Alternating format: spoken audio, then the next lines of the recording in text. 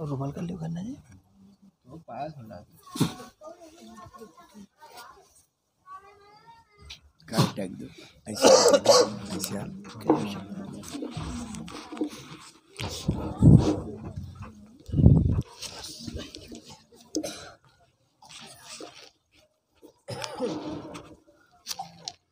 जय गुरुदेव जय गुरुदेव जय गुरुदेव नाम किसका प्रभु का। जय गुरुदेव नाम किसका प्रभु का। ये नाम नहीं इंसान का ये नाम है भगवान का। तो प्रेम से बोलो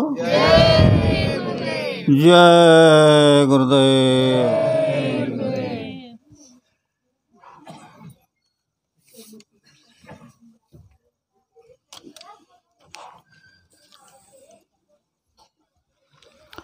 सबसे पहले योग परिवर्तक परम संत बाबा जय गुरुदेव जी महाराज, इनके चरणों में शतकोटि प्रणाम करता हूँ। साथ ही साथ जिसने ये त्रिलोक की रचना बनाई उस ईश्वर को प्रणाम, उनके दृश्य अदृश्य शक्तियों को प्रणाम, और इस गांव की महान शक्ति जो अभी अभी सबने प्रणाम किया दौलत बाबा को, उनको भी प्रणाम, और इस गांव के सभी सज्जन भाई और बहनें, अगल बगल से आए हुए सत्संग प्रेमी भाई और बहनें, सबको बड़े प्रेम के साथ जय गुरुदेव। जय गुरुदेव। प्रेमियों, बहुत कुछ बातें आपने सुनी, यह सत्संग है, सत्संग का महिमा भी सुना। अब थोड़ा ध्यान दे करके सुनो। कहते हैं जब जब होए धर्म की हानि, बाढ़हि असुर महा अभिमानी, तब तब प्रभुधरी मनुज शरीरा, हारे कृपा निधि सज्जन भव पीरा। जब जब इस धरती पर मानव पशुतुल्य कार्य करने लग जाता है, मानवता को छोड़ करके राक्षसों के भांति अभिमानी बन जाता है और लोग झूठ फरेब बेईमानी कत्लाम व्यभिचार भ्रष्टाचार आदि कार्यों में मग्न हो जाते हैं, तब वह प्रभु मानव धार करके इस धरती पर आता है। यह इतिहास है। तो अभी भी जो गुरु महाराज ने आवाज़ लगाई कि कलयुग में कलयुग जाएगा और कलयुग में सतयुग आएगा, इसका मतलब है कलयुग चलता रहेगा, कलयुग ख़त्म नहीं होगा। लेकिन इसी में यह घटना होगी कि कलयुग में कलयुग जाएगा और कलयुग में 1000 वर्ष के लिए सतयुग आएगा। ये आवाज़ लगा दी, यानी युग का परिवर्तन होगा। और जब युग का परिवर्तन होता है तब न जाने कितने लोग मारे जाते हैं, चाहे कैसे भी मारे। तो पहले से आप इतिहास उठाओगे तो सतयुग में जब परिवर्तन हुआ तो उस समय जो नियम जो कार्य किए गए वह त्रेता में नहीं किए गए। त्रेता में जब भगवान राम आए तो उन्होंने मर्यादा में काम किया तो मर्यादा पुरुषोत्तम कहलाए।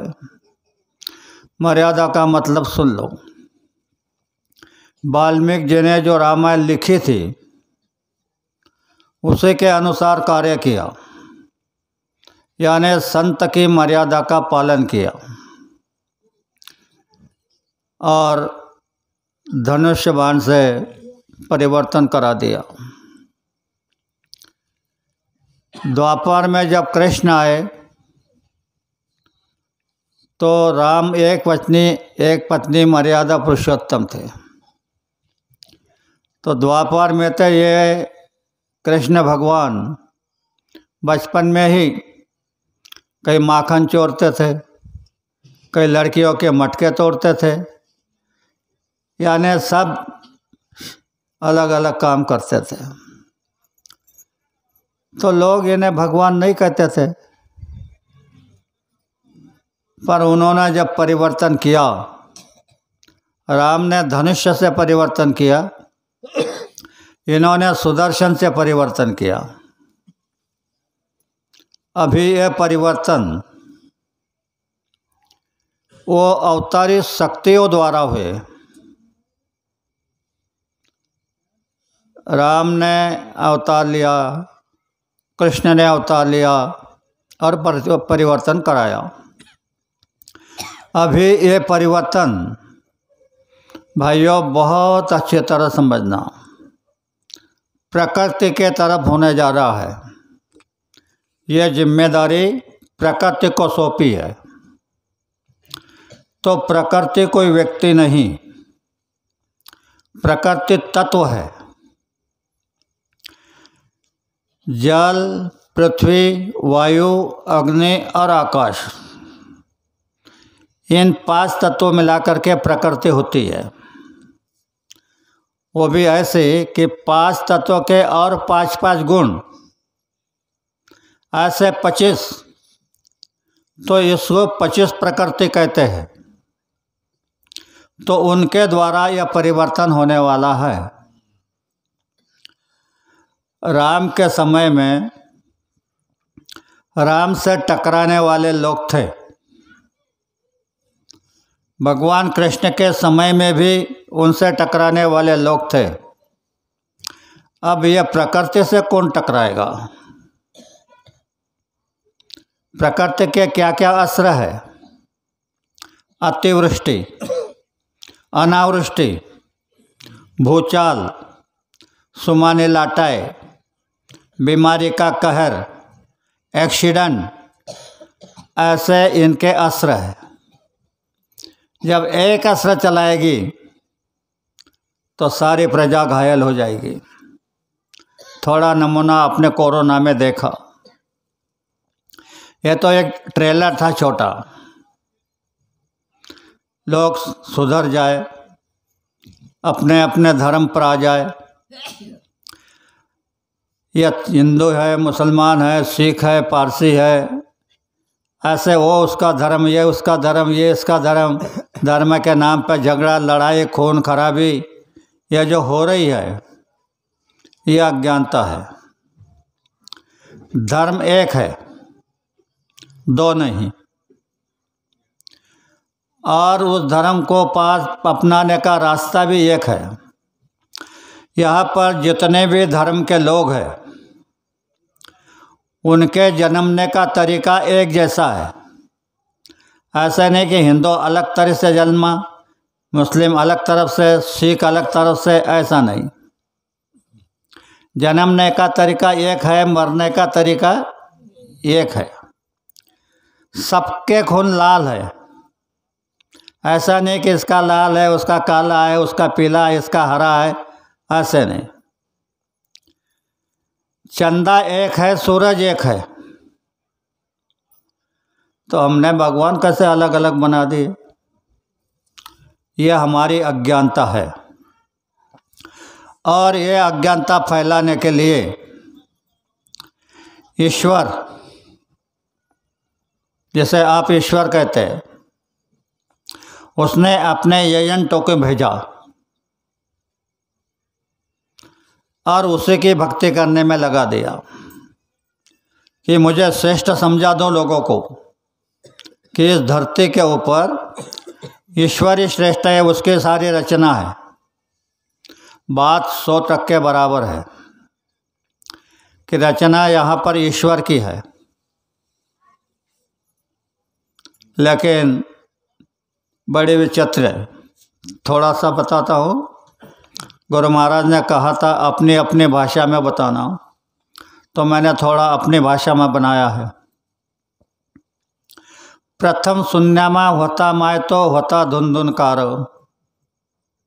प्रथम शून्य जो है वहाँ पर कुछ नहीं, खाली धुनकार।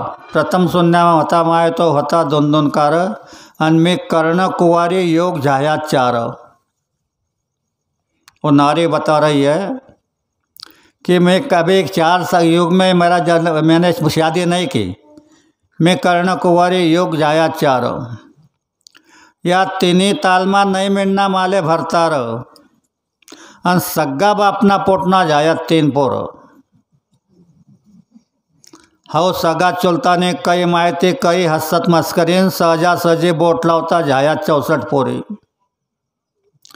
हाउ सगी बहिन्ना पोऱ्या जीजी मनस माले, अन मन पोटनी पोर देने त्याले।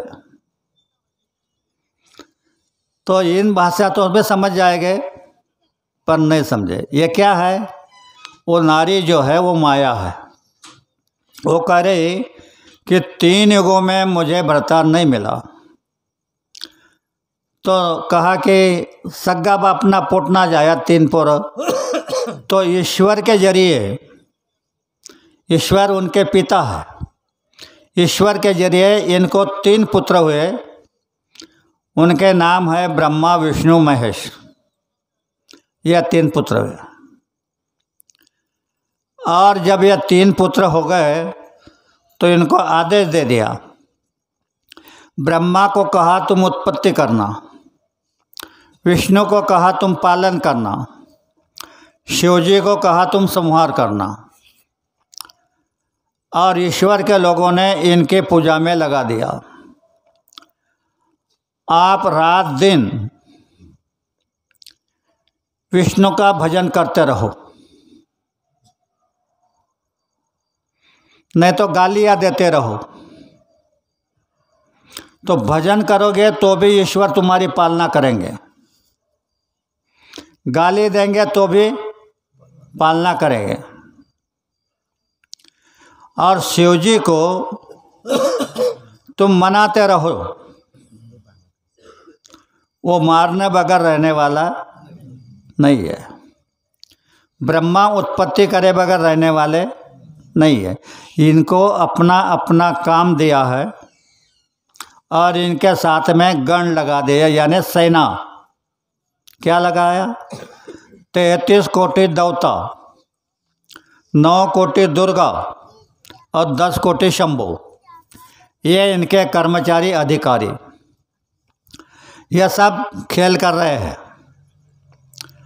और इसमें तुमको इतना भरमा दिया कि तुम यही देश को अपना देश समझने लगे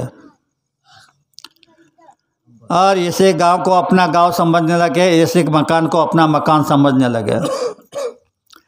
यह देश तुम्हारा नहीं है। गुरु महाराज ने साफ शब्दों में बताया, यह देश तुम्हारा नहीं है, यह काल और माया का देश है।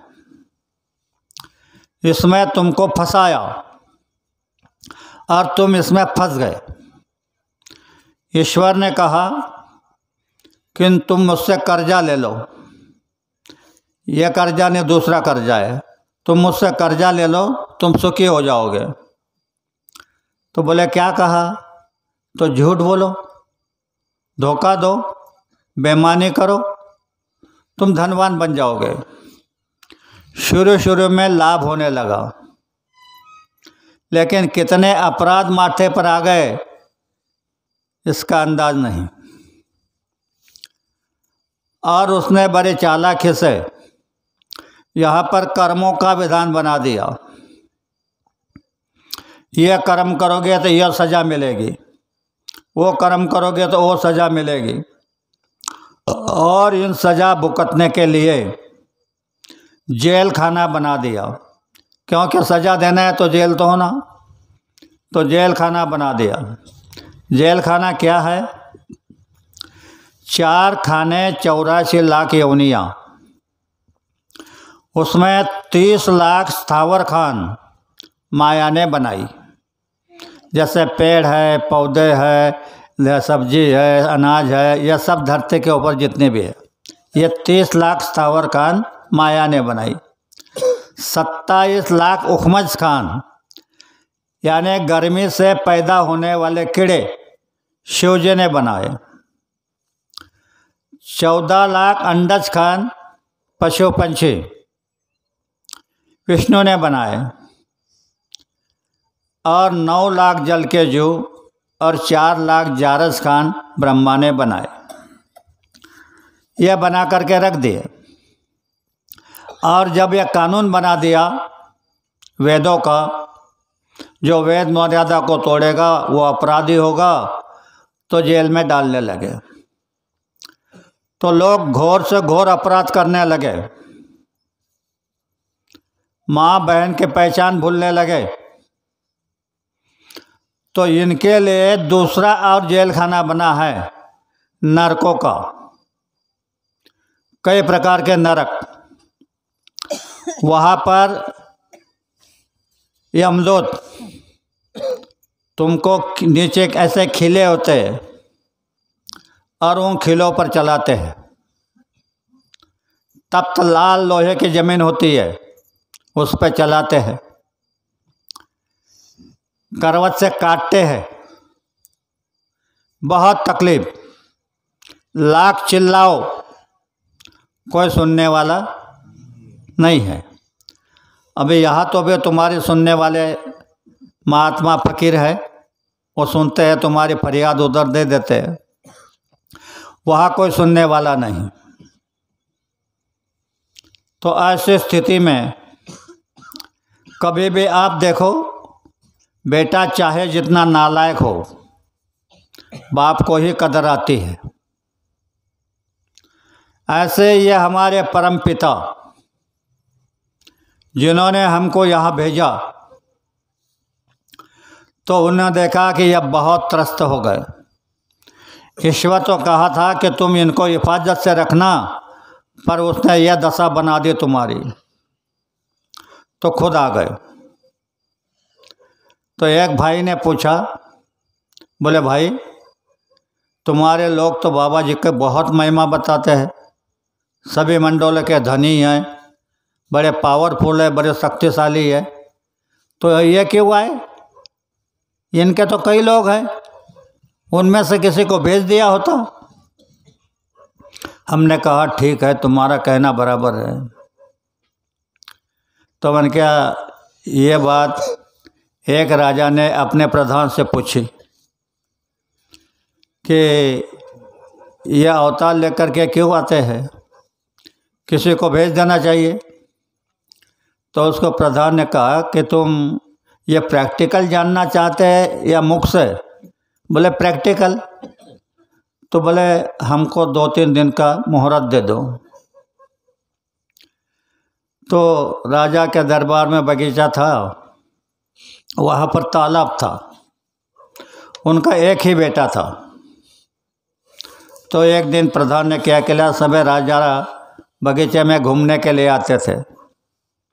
तो प्रधान ने उसके एक पुत्र था, उसके जैसा पुतला बनाया और उस पर उसके कपड़े चढ़ा दिए प्रधान ने, और ऐसे तालाब के किनारे खड़ा कर दिया, और उसके पाँव में नीचे से रस्सी लगा करके रखी, और वो उधर जाके बैठ गए।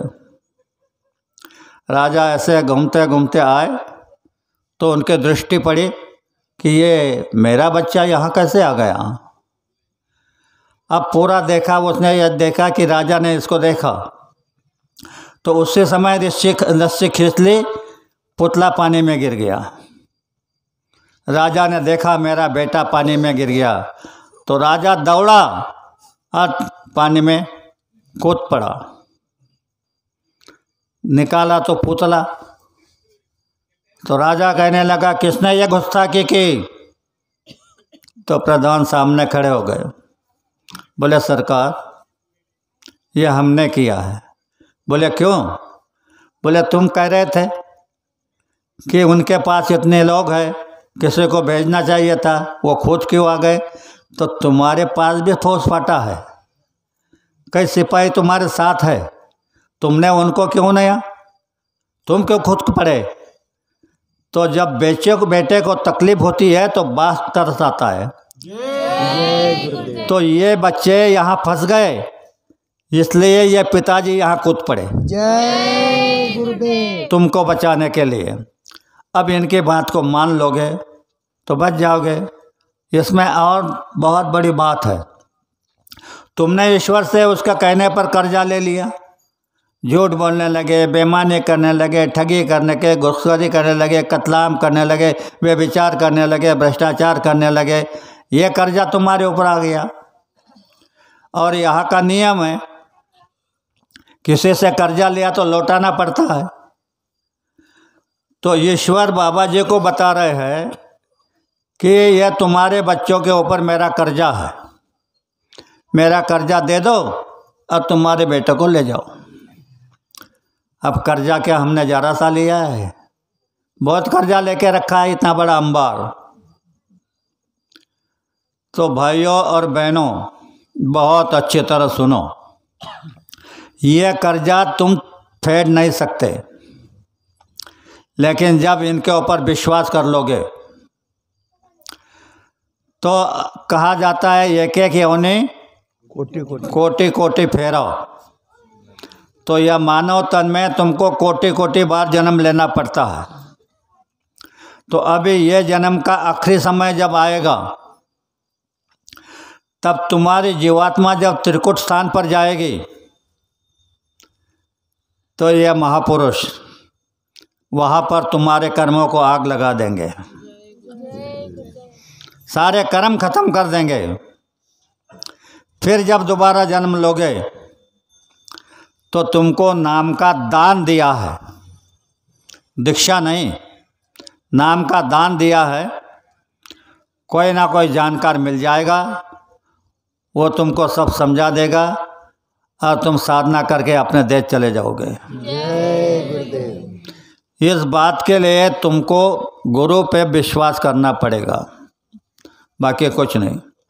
खाली विश्वास करो कि यही हमको बचा सकते हैं, इनके अतिरिक्त कुल नहीं। पर ईश्वर ने पहले से एक फांसा डाल के रखा है। संतों को आने के बाद कहा कि देखो तुम मृत्यु लोक में जा रहे हो, पर मेरे नियमों को तोड़ना नहीं। इन्होंने कहा कि ठीक है, हम तुम्हारे नियमों की पालना करेंगे। तो बोले क्या नियम है? तो बोले जीवों को पिछले जन्म का याद मत दिलाना कि तुम पीछे बैल थे, कुत्ता थे, आदमी थे, ये जन्म का याद मत दिलाना। और अगले जन्म का दृश्य मत दिखाना, जीवों को अगले जन्म का दृश्य भी मत दिखाओ, पिछले जन्म का ध्यान भी मत करो। तो इन्होंने कहा कि ठीक है, हमको मंजूर है। फिर निकले तो कहे ठहरो ठहरो ठहरो, और एक बात है, तुम्हारा एक व्यक्ति संतमत चलाएगा तो मेरे 12 लोग कालमत चलाएंगे। तो ये बेचारे अनजान क्या समझेंगे संतमत और क्या समझेंगे कालमत। यहाँ पर जितने भी मत है ये सब कालमत है, संत मत अलग है।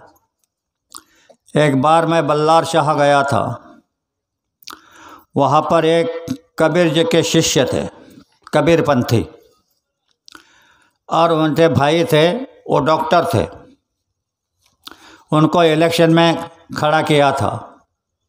तो वो बताते थे उनको, अरे डॉक्टर, महात्मा का इलेक्शन लड़ते हैं, तू पागल तो नहीं, तूने क्यों फार्म भर दिया? डांटते थे उसको, बड़े थे। तो उसके प्रचार के लिए मुझे वहाँ भेजा गया। जब मैं वहाँ गया तो पहला खाना मुझे वहाँ पर निमंत्रण मिला कि यहाँ खाना खाओगे। मैंने खाना खा लिया और फिर सत्संग हुआ।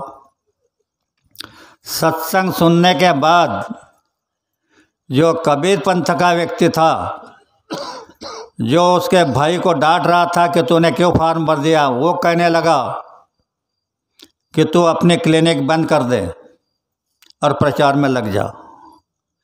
अनुमति दे दी कि तुम प्रचार करो। और मुझे कहने लगा, बोले भैया हम तो ये समझते थे कि महाराष्ट्र में संत मत है ही नहीं, लेकिन आपने संत मत रखा। तो बोले बाबा जी के पास कितने दिन रहे?